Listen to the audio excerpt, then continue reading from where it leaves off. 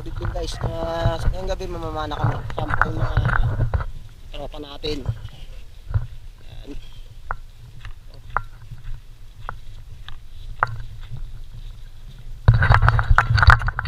Let's go. Sa dive na to mga ka-Ilyumix, hindi pa talaga dito yung spot pero ang daming hipon. Ayan o, lumalapit pa sila sa ilaw.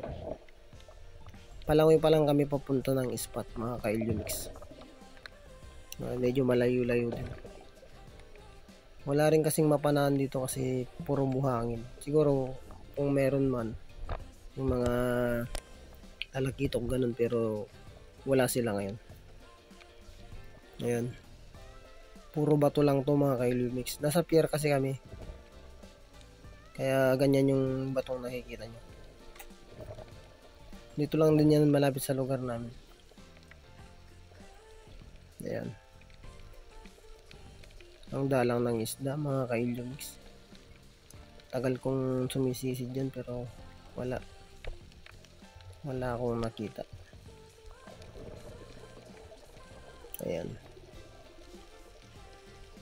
Yun yung mga corals mga ka-Ilyumix. Napakagandang mga corals sa ilalim ng dagat. Ayan yung poste ng pier. Napakalalim at napakalabo mga ka-Ilyumix. Kaya ang haba na ng nalawin namin dyan mga ka-Ilyumix pero wala pa rin kami nakuha. Pero ang gaganda naman ng mga corals.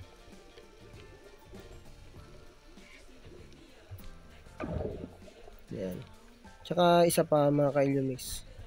Malaki kasi yung buwan kaya medyo mailap ang mga isda kapag malaki ang buwan. At dito mga ka-Ilyumix ay may nakita tayong isang isda. Ngunit nung papanain natin ay biglang nabulabog mga ka-Ilyumix. Pumaripas. Kaya wala. Hindi natin natira. Malaki pa naman, sayang. Nagpatuloy na kami sa paglalangoy. Alright.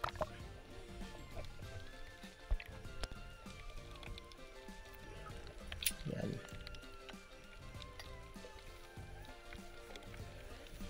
Siguro ang nakuha ko lang dito sa spot na to is 3 piraso lang yata. Pinagtiyagaan ko na rin yung mga medyo maliliit kasi isa umuwi akong wala.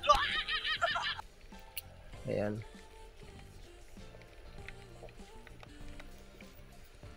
Kaysa naman walang pang ulam, di ba? Kaya ganun talagang pamamana. Minsan harvest, minsan wala. Kaya importante safe tayo makauwi. Ayan, may nahuli na rin tayo mga ka-Ilyumix. Pinatulang ko na yan. Yan yata yung kauna-una ang nakuha ko mga ka-Ilyumix. Ayan.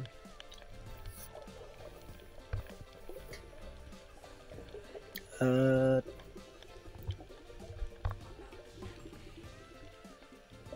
yan, dahil walang makuha, nanguha na ako ng balatan. Wow! Hindi naman tayong uwing walang dala. Diba? Nag second dive na nga pala kami dyan. Umalis na kami sa pier kasi wala talaga kaming mahanap. Yan.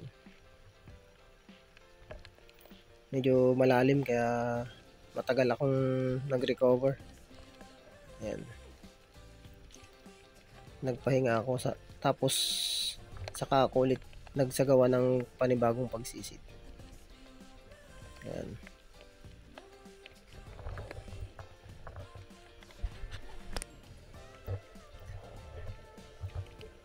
Parehas lang dun sa pinuntahan namin mga ka-Ilyumix. Wala talagang makuhang o makitang isda. Napakalinis ng dagat. Ayan.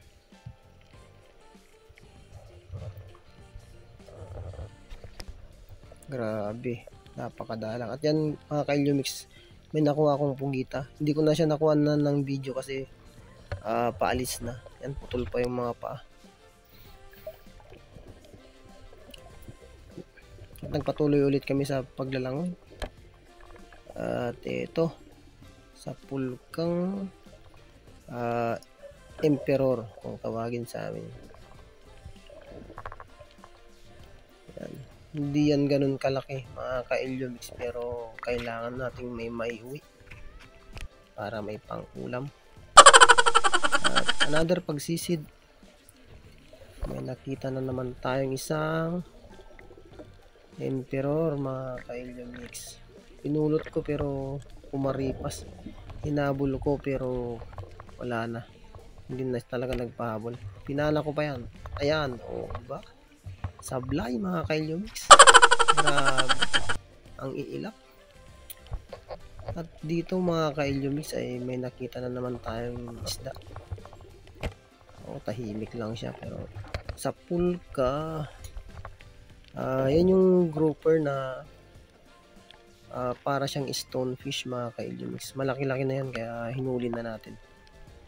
Yan. Kahit pa paano may blessings pa rin na may eto. Yan. At dito may nakita na naman tayong danggit. Pinestrang ko. Sa pulka. Mataba-tabang tong danggit na to mga ka-Elyomix.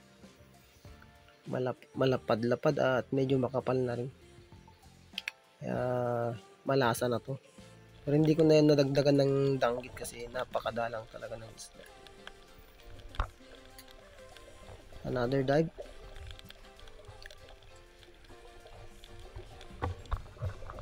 Yan. Dito is tinulungan ko yung kasama ko na ilabas yung isda na pinana niya. Yung isdang trigger fish o pakol kung tawagin. Papakol sa amin tawag. Pero ang karamihang mas kilala yan sa tawag na pakol. Trigger fish sa English. Napakatagal namin nakuha yan mga ka-Elyomix. Nalubat na lang lahat yung GoPro ko kakakuha sa isdang yan. Naubos na ang oras namin dyan mga ka-Elyomix. Pero nakuha namin. Hindi ko na nga lang nakuha ng video. At yan na rin yung pinakahuling isda na nahuli namin sa pamamanang yan. So ayun talaga. Well, may mga nahuli pa naman ako pero hanggang dyan na lang yung kinaya ng battery ng GoPro ko kasi matagal-tagal din kaming naman. Ayan. So kahit pa paano, kahit konti lang nahuli blessing pa din kasi hindi naman tayo nabigo. May mga nakuha pa naman tayong mga balatan, mga isdang pang ulam. Pag nga pala nagre-recover kayo ng isda mga ka-Elyomix na napanang is huwag nyo ubusin kaagad yung hangin para hindi kayo mapahamak. Ito pala yung mga nahuli ko. Putol pa yung paanong galamay ng pugita. Yan. Pag-away siguro yan. Yan, naiyaw na guys. Yung ano natin. Danggit. Nausa natin yan. May ano yan. May lemon yan. Mga ka-Elyomix.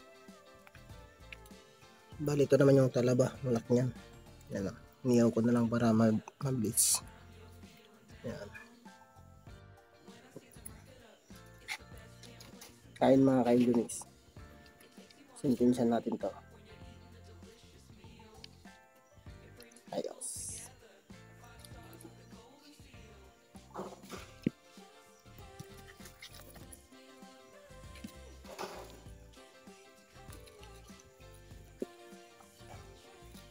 Napakasarap ng isda mga ka-Elyomix pag sariwa. Hindi matatawaran yung lasa. Sabi.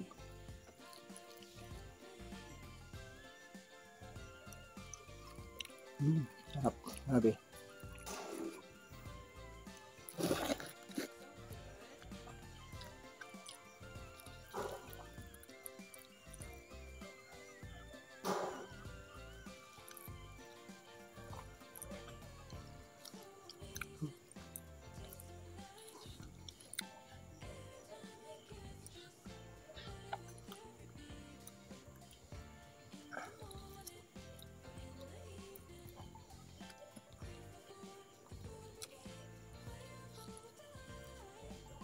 Medyo madalang ang isda ngayon mga ka-Elyomix. Malabo kasi ang tubig. What?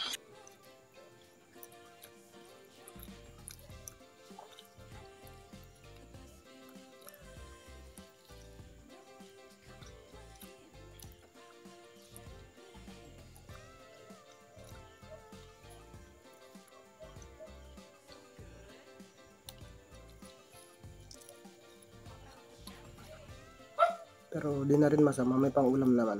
Libre naman. Kaya, goods pa rin. Biyaya pa rin. Ba?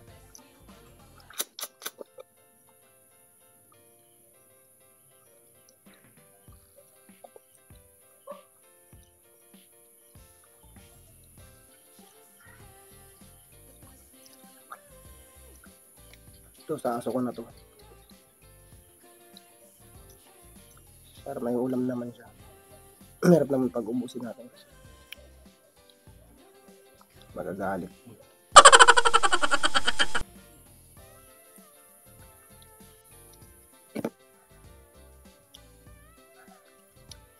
Guys, salamat sa patuloy na panonood ng mga videos. Kung nagustuhan mo yung mga ganitong klase ng videos, paki-subscribe naman, like, and share. Para nakita rin ng mga taong may din sa mga ganitong adventure, eh mapapanood din nila. Hanggang dito na lang ang aking video guys. Maraming salamat. Huwag biglang nori.